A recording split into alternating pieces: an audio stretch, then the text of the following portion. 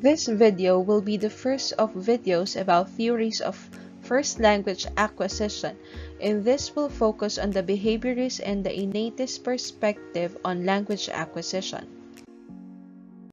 Explaining first language acquisition.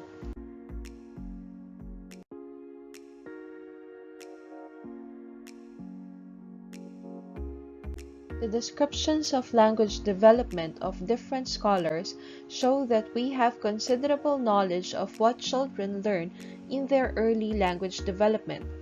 More controversial, however, are questions about how this remarkable development takes place. Over the past 50 years, three main theoretical positions have been advanced to explain it: behaviorist, innatist, and interactional or developmental perspectives.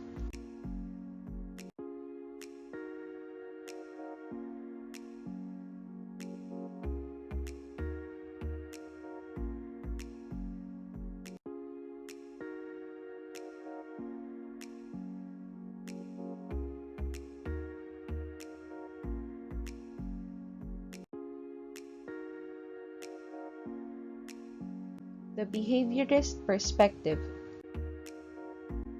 In the first few decades of the 20th century in the United States, there was mounting opposition to the focus on mental life as a goal for psychology. By the 1920s, behaviorism took over the mainstream of experimental psychology. Behaviorists favored the study of objective behavior, often in laboratory animals, as opposed to the study of mental processes. Moreover, behaviorists had a strong commitment to the role of experience in shaping behavior.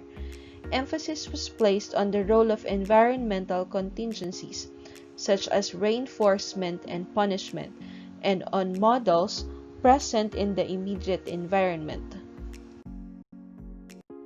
From the 1920s to the 1950s, psychologists expressed relatively little interest in language. Behaviorists preferred instead to speak of verbal behavior.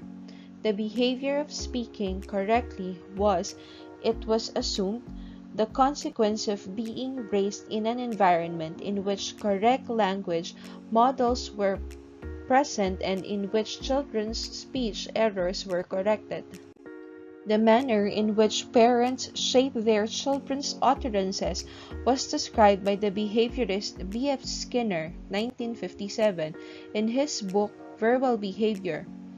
In teaching the young child to talk, the formal specification upon which reinforcement is contingent are at first greatly relaxed. Any response which vaguely resembles the standard behavior of the community is reinforced. When these begin to appear more frequently, a closer approximation is insisted upon. In this manner, very complex verbal forms may be reached. Imitation. The simplest theory of language development is that children learn language just by imitating adult language. Although children clearly imitate aspects of adult behavior, it is clear that imitation cannot by itself be a primary driving force of a language development, and particularly of syntactic development. A superficial analysis of the sentences produced by children show that they cannot be imitating adults. Children make mistakes that adults do not. Furthermore, when children try to imitate what they hear, they are unable to do so unless they already have the appropriate grammatical construction. This idea will further be discussed under the learning theory. Nevertheless, imitation of adult speech and that of other children plays an important role in acquiring accent, in the manner of speech, and in the choice of particular vocabulary items. The learning theory. To what extent can language development be explained by learning alone using just the processes of reinforcement and conditioning? The classic statement of the behaviorist approach to language was Skinner's 1957 book Verbal Behavior.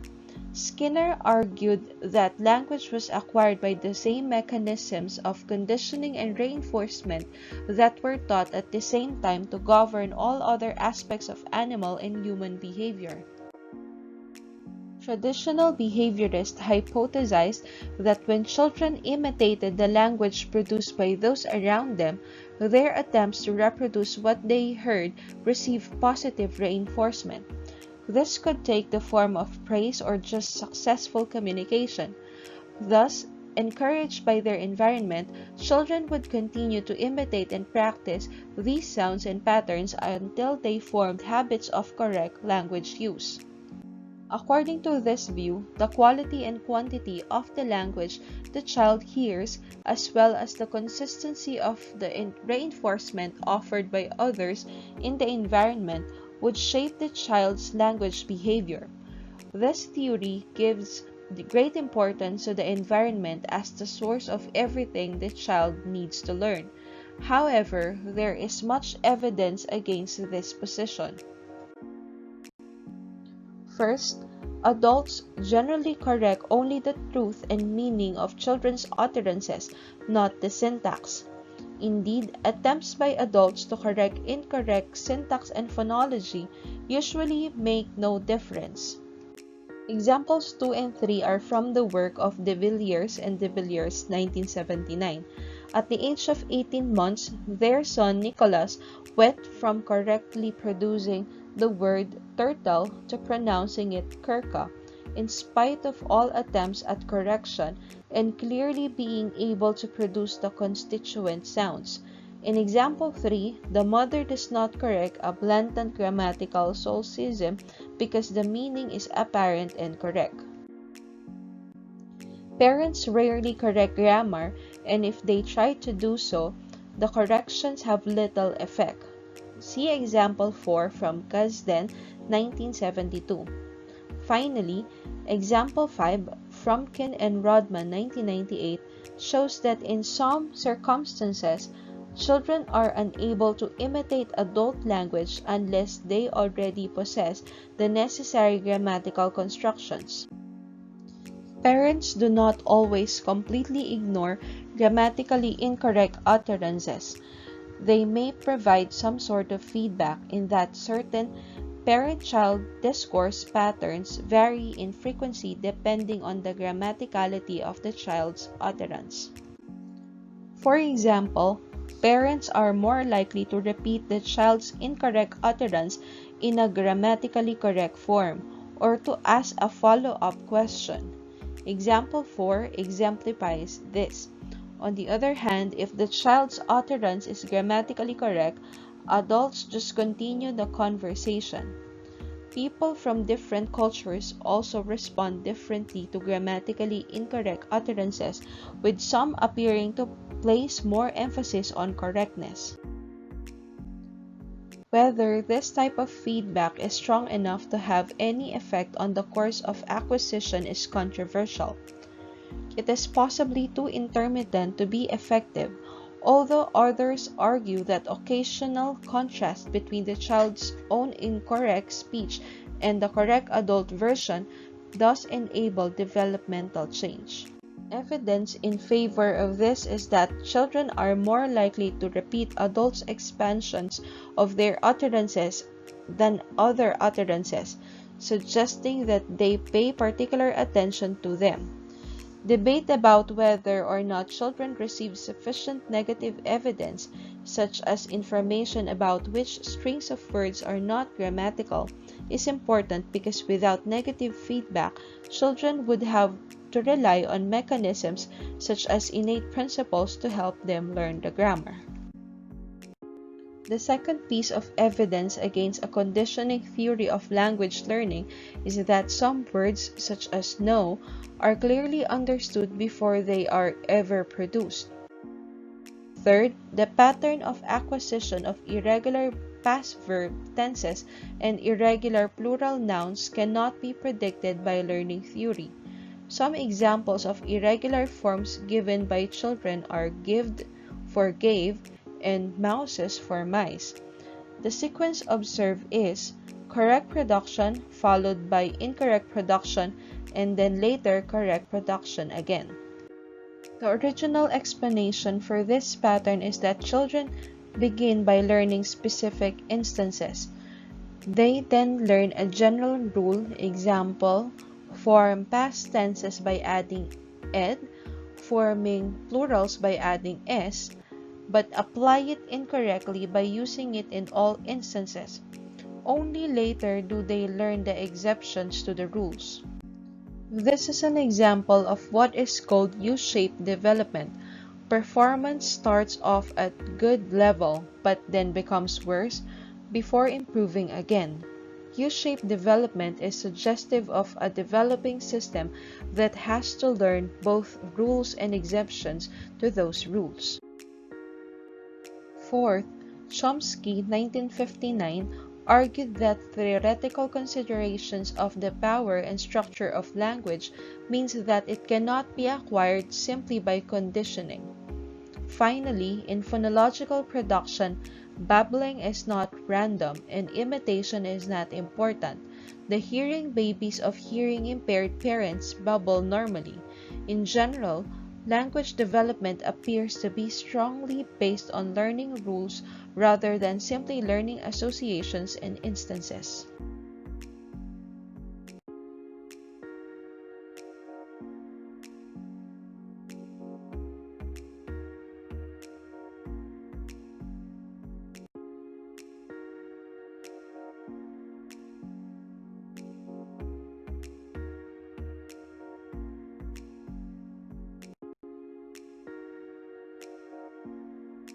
The innatist perspective.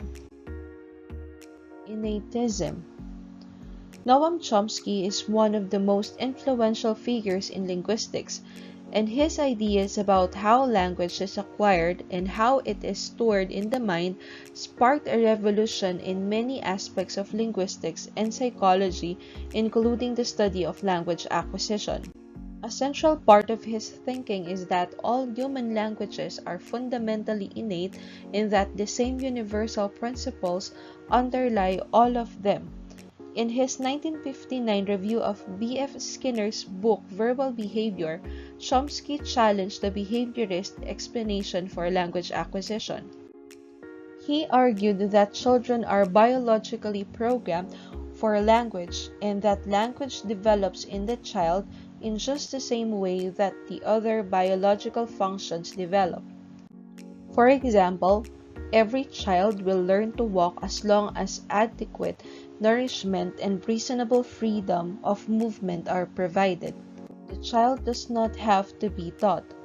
Most children learn to walk at about the same age, and walking is essentially the same in all normal human beings. For Chomsky, language acquisition is very similar. The environment makes on a basic contribution in this case. The availability of people who speak to the child, or rather the child's biological endowment, will do the rest. Chomsky argued that the behaviorist theory failed to account for the logical problem of the language acquisition.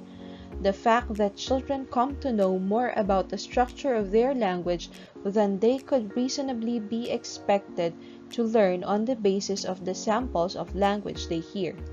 The language children are exposed to includes false starts, incomplete sentences, and slips of the tongue, and yet they learn to distinguish between grammatical and ungrammatical sentences. He concluded that children's minds are not blank slates to be filled by imitating language that they hear in the environment. Instead, he hypothesized children are born with specific innate ability to discover for themselves the underlying rules of a language system on the basis of the samples of the natural language they are exposed to. The language acquisition device. What might be innate in language? Chomsky argued that language acquisition must be guided by innate constraints, and that language is special faculty not dependent on other cognitive or perceptual processes. It is acquired, he argued, at the time when the child is incapable of complex intellectual achievements and therefore could not be dependent on intelligence, cognition, or experience. Because the language they hear is impoverished and degenerate, children cannot acquire a grammar by exposure to language alone. Assistance is provided by the innate structure called the language acquisition device, or LAD. In Chomsky's later work, the LAD is replaced by the idea of universal grammar. This universal grammar will further be discussed later on. In Chomsky's terminology, it is the set of principles and parameters that constrain the language acquisition. For Chomsky, language is not learned, but grows. Obviously, language vary, and children are faced with the task of acquiring the particular details of their language. For Chomsky, 1981, this is the process of parameter setting. A parameter is the universal aspect of language that can take on one of a small number of positions, rather like a switch. The parameters are set by the child's exposure to a particular language. Another way of looking at it is that the LAD does not prescribe details of particular languages, but rather sets boundaries on what acquired languages can look like. Languages are not free to vary in every possible way, but are restricted. For example, no one language yet discovered forms questions by inverting the order of words from the primary or declarative form of the sentence. The LAD can be thought of as a set of switches that constrain the possible shape of the grammars the child can acquire. Exposure to a particular language sets these switches to a particular situation. If exposure to the language does not cause these switches to go at a particular position, they stay in the neutral one. Parameters set the core features of languages. Thus, this approach sees language acquisition as parameter setting. Is learning a language setting parameters? For Chomsky and others who view language acquisition as a process of acquiring a grammar, the basis of which is innate, acquiring a language involves putting the built-in switches or parameters into the correct positions. One obvious problem with this view is that language development is a slow process, full of errors. Why does it take so long to set these switches? There are two explanations. The continuity hypothesis says that all the principles and parameters are available from birth, but they cannot all be used immediately because of the other factors. For example, the child has first to identify words as belonging to particular categories and be able to hold long sentences in memory for long enough to process them. The second explanation is that the children do not have immediate access to all their innate knowledge. Instead, it only becomes gradually available over time as consequences of maturation. There is a little agreement about which of these provides the best account of language development.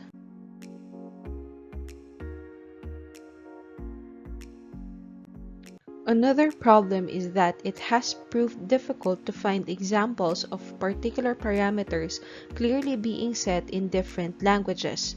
In a telegraphic speech, English-speaking children often omit pronouns. One possible explanation for this is that they have incorrectly set the parameter for whether or not pronouns should be included in their utterances.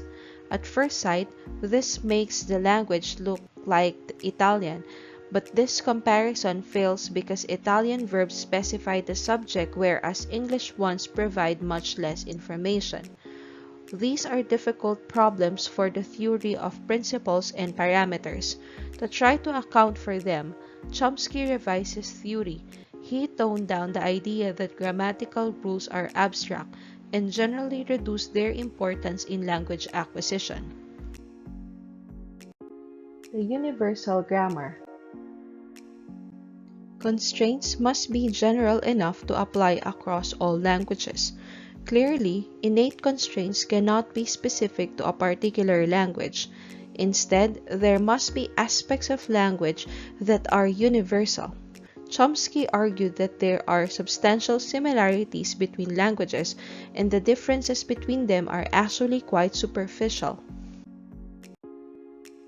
Chomsky believes that human beings have innate mechanism which acts as a sort of template containing all principles that are universal to all human language. This universal grammar, or UG, would prevent the child from pursuing all sorts of wrong hypotheses about how language systems might work. If children are pre-equipped with UG, then what they have to learn is the ways in which the language they are acquiring makes use of these principles. Consider the following sentences taken from a book by Lydia White, 1989. These English sentences contain the reflexive pronoun himself. Both the pronoun and the noun it refers to, the antecedent, are printed in italics. An asterisk at the beginning of a sentence indicates that the sentence is ungrammatical. In A and B, it looks as if the reflexive pronoun must follow the noun it refers to, but C disproves this. If we consider sentences such as D, E, F, and G, we might conclude that the noun closest to the reflexive pronoun is the antecedent. However, H shows that this rule won't work either, and it's even more complicated than that. Usually, the reflexive must be in the same clause as the antecedent as in A and B, but not always as in H. Furthermore, the reflexive can be in the subject position in I, but not in J. In some cases, more than one antecedent is possible, as in K, where the reflexive can refer to either John or Bill. When we look at this kind of complexity, it seems that it would be very hard to learn, and yet most school-age children would be able to correctly interpret the grammatical sentences and recognize the ungrammaticality of others. Researchers who study language acquisition from the innatist perspective argue that such complex grammar could never be learned purely on the basis of imitating and practicing sentences available in the input. They hypothesize that since all children acquire the language of their environment, they must have some innate mechanism or knowledge that allows them to discover such complex syntax in spite of limitations of the input. They hypothesize furthermore that the innate mechanism is used exclusively for language acquisition. Another interesting example of a linguistic universal relates to word order. Greenberg, 1963, examined word order and morphology in 30 very different languages and found 45 universals focusing on the normal order of subject, object, and verb. English is an SVO language. Its dominant order is subject, verb, object. He noted that we do not appear to find all possible combinations. In particular, there seems to be an aversion to placing the object first. The proportions found are shown in Table 4.1. Note that in general, OVS and VOS languages are very rare, comprising less than 1% of all languages, and although some linguists believe that there are a few OSV languages, there is no consensus. Even more striking is the way in which the primary word order has implications for other aspects of a language. It is an example of a parameter. Once primary word order is fixed, other aspects of the language are also fixed. For example, if a language is SVO, it will put question words at the beginning of the sentence, where is. If it is SOV, it will put them at the end.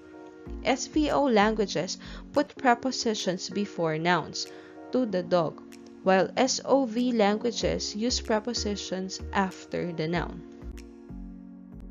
There are 5 possible reasons why universals might exist. First, some universals might be part of the innate component of the grammar. There is some evidence for this claim in the way in which parameters are set apparently unrelated features of language. Second, some universals might be part of an innate component of cognition, which then leads to their incorporation in all languages. Third, constraints on syntactic processing make some words order easier to process than others. Languages evolve so that they are easy to understand. Fourth, universals might result from strong features of the environment that are imposed on us from birth and make their presence felt in all languages. In practice, it might be very difficult to distinguish between these alternatives. The innatist perspective emphasizes the fact that all children successfully acquire their native language, or languages if they live in a multilingual community.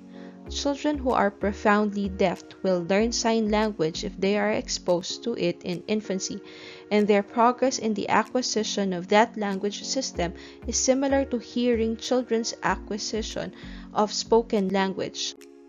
Even children with very limited cognitive ability develop quite complex language systems if they are brought up in the environment in which people interact with them. Children master the basic syntax and morphology of the language spoken to them in a variety of conditions, some which would be expected to enhance language development. For example, caring, attentive parents who focus on the child's language, and some which might be expected to inhibit, for example, abusive or rejecting parents. Children achieve different levels of vocabulary, creativity, social grace, and so on, but virtually all achieve mastery of the structure of the language or languages spoken to them. This is seen as support for the hypothesis that language is somehow separate from other aspects of cognitive development and may depend on a specific module of the brain. The critical period hypothesis. Chomsky's ideas are often linked to the critical period hypothesis, the hypothesis that animals, including humans, are genetically programmed to acquire certain kinds of knowledge and skills at specific times in life. Beyond those critical periods, it is either difficult or impossible to acquire those abilities. With regard to language, the CPH suggests that children who are not given access to language in infancy and early childhood because of deafness or extreme isolation will never acquire language if these deprivations go on for too long. It is difficult to find evidence for or against the CPH, since nearly all children are exposed to language at an early age. However, history has documented a few natural experiments where children have been deprived of contact with language. Two of the most famous cases are those of Victor and Jeannie. In 1799, a boy who became known as Victor was found wandering naked in the woods in France. When he was captured, he was about 12 years old and completely wild, apparently having no contact with humans. Jean-Marc Gaspard Itard, a young doctor accustomed to working with deaf children, devoted 5 years to socializing Victor and trying to teach him language. Although he succeeded to some extent in developing Victor's sociability, memory, and judgment, there was little progress in his language ability. Victor responded only to sounds that had meaning for him in the forest, such as the cracking of a nut, animal sounds, or the sound of rain. He eventually spoke only 2 words, his favorite food, lait, or milk, and his governess's frequent exclamation, "Oh Dieu," or "Oh God." He said lait only when he saw a glass of milk. He never used the word to ask for it. Nearly 200 years later, Jeannie, a 13-year-old girl who had been isolated, neglected, and abused, was discovered in California. Because of the irrational demands of a disturbed father and the submission and fear of an abused mother, Jeannie had spent more than 11 years tied to a chair or a crib in a small, darkened room. Her father had forbidden his wife and son to speak to Jeannie and had himself only growled and barked at her. She was bitten when she made any kind of noise. She had long since resorted to complete silence. Jeannie was underdeveloped physically, emotionally, and intellectually. She had no language. After she was discovered, Jeannie was cared for and educated with the participation of many teachers and therapists, including Susan Curtis, 1977. After a brief period in a rehabilitation center, she lived in a foster home and attended special schools. Jeannie made a remarkable progress in becoming socialized and cognitively aware. She developed deep personal relationships and strong individual tastes and traits. Nevertheless, after 5 years of exposure to language, Jeannie's language was not like that of a typical 5 years old. There was a larger than normal gap between comprehension and production. She used grammatical forms inconsistently and overused formulaic and routine speech. Although Victor and Jeannie appear to provide evidence in support of the CPH, it is difficult to argue that the hypothesis is confirmed on the basis of evidence from such unusual cases. We cannot know with certainty what other factors besides biological maturity might have contributed to their inability to learn language. It is not possible to determine whether either of them suffered from brain damage, developmental delays, or a specific language impairment, even before they were separated from normal human interactions. However, there are some children who come from ordinary homes yet do not have access to language at the usual time. This is the case for some profoundly deaf children who have hearing parents. Hearing parents might not realize that their child cannot hear because the child uses other senses to interact in an apparently normal way. Thus, the early childhood period may be normal and loving but devoid of language that the children can access. These children's later experience in learning sign language has been the subject of some important research related to the critical period. We will return to a discussion of the CPH when we look at the age issue in the second language acquisition. The innatist perspective is thus partly based on evidence for a critical period.